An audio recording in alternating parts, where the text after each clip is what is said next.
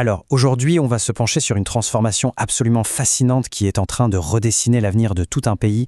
Il s'agit de la révolution numérique au Sénégal. Et c'est une histoire à double tranchant, d'un côté des promesses immenses et de l'autre des dangers bien réels.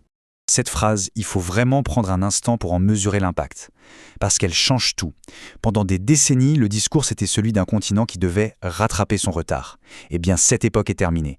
Aujourd'hui, les cartes technologiques sont les mêmes pour tout le monde. Et ce grand bond en avant, ce n'est pas juste un concept abstrait, ça se vit tous les jours, que ce soit dans les rues de Dakar ou dans les villages. C'est l'histoire de toute une jeunesse sénégalaise qui s'empare de ces nouveaux outils pour construire son propre futur.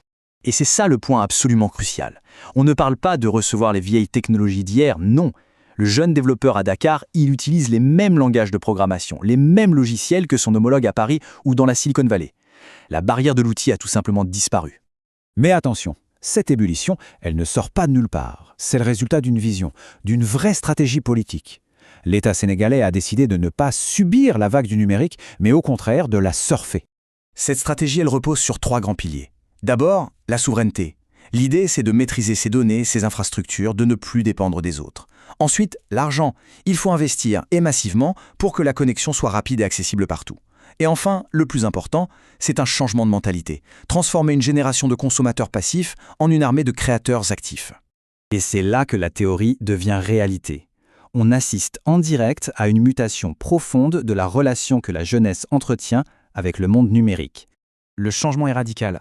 Hier, un smartphone, c'était avant tout une fenêtre pour regarder ce que le reste du monde produisait. Aujourd'hui, c'est devenu un atelier. Un atelier pour fabriquer, pour coder, pour lancer son média, pour monter son film. L'outil de consommation est devenu un outil de production.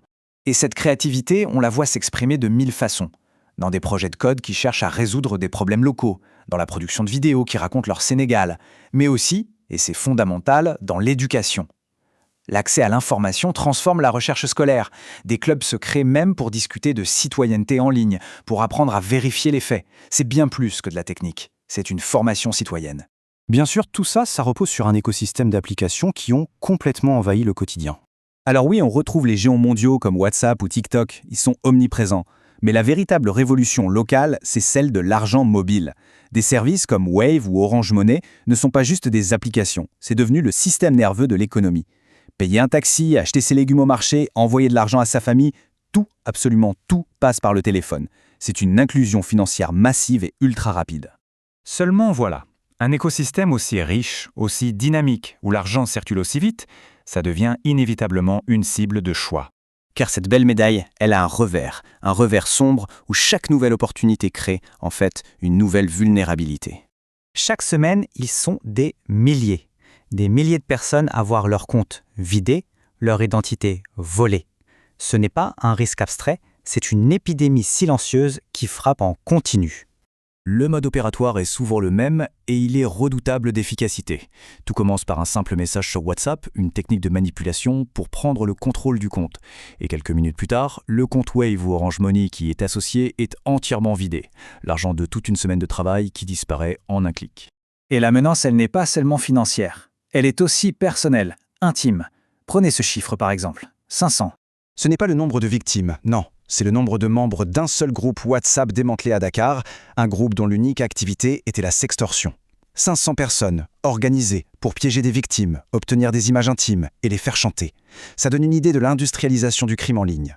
Le piratage de comptes WhatsApp est devenu monnaie courante. Le siphonnage des comptes d'argent mobile est un fléau quotidien.